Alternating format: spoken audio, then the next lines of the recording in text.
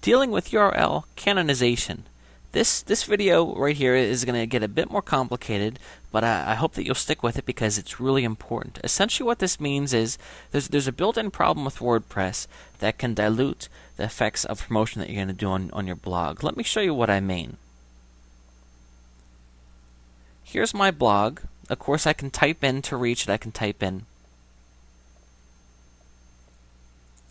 SEO for WordPressSecrets.com blog. And there we are.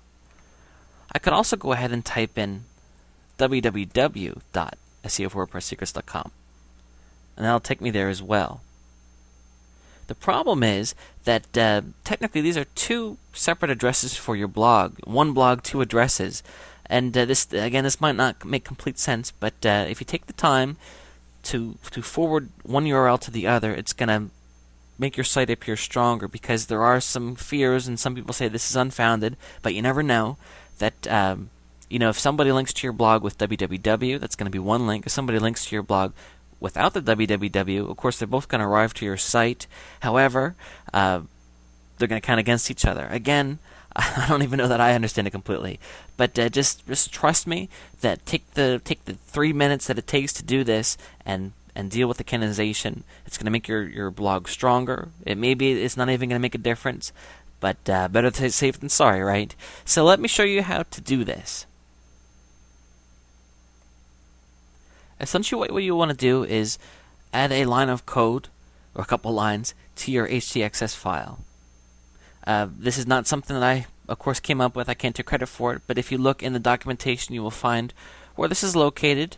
This wise person here is sharing this with everybody, so we're just going to go ahead and copy this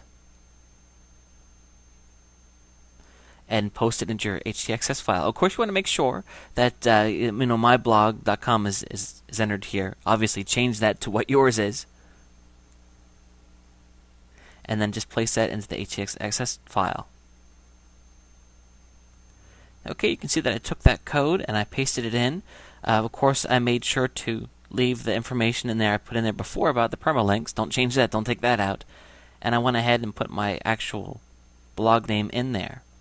I'm going to go ahead and save that. Now your htaccess file will automatically redirect everything to the same spot.